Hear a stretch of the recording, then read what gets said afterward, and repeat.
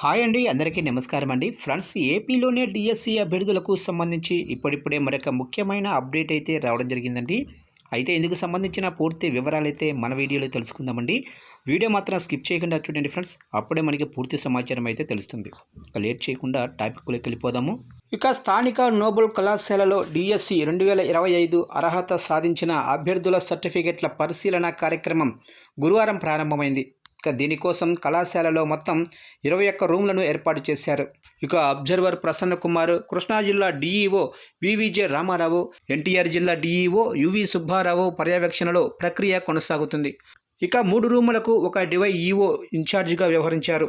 ప్రతి రూములో ఒక MEO, HM, అలాగే డిప్యూటీ తహసీల్దార్, టెక్నికల్ అసిస్టెంట్ మరియు పీడీలను నియమించారు. మొత్తం 1048 మంది అర్హత పొందిన అభ్యర్థులను మెరిట్ కమ్ రోస్టర్ పద్ధతిలో పరిశీలనకు విద్యాశాఖ కాల్ లెటర్లు జారీ చేసింది. కాల్ లెటర్లు అందుకున్న అభ్యర్థులను ఒక్కో రూమ్లో 50 మంది చొప్పున సర్టిఫికెట్ల పరిశీలనకు హాజరయ్యేలా విభజించారు. ఇక SC, ST, minority, disabled welfare శాఖల అధికారులు, గురుకుల విద్యాలయాల ప్రతినిధులు బృందాలుగా పాల్గొని పరిశీలన చేస్తున్నారు.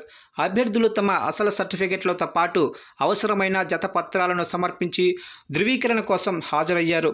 వర్షాల నేపథ్యంలో అభ్యర్థులకు అసౌకర్యం కలగకుండా అన్ని ఏర్పాట్లు చేసినట్లు కృష్ణా డిఈఓ రామారావు తెలిపారు. ఇక నోటిఫికేషన్కు ఉమ్మడి కృష్ణా నుంచి మొత్తం 19,953 మంది అభ్యర్థులు దరఖాస్తు చేసుకోగా వీరిలో 6,543 మంది పురుషులు, 13,410 మంది మహిళలు ఉన్నారు. 1,208 పోస్టులు భర్తీకి విద్యాశాఖ నోటిఫై చేసింది. వీటిలో స్కూల్ అసిస్టెంట్ 540, ఎస్డిటి 545, పీఈటీలు 123, గిరిజన ఆశ్రమ పాఠశాలల్లో మరో 5 పోస్టులు ఉన్నాయి.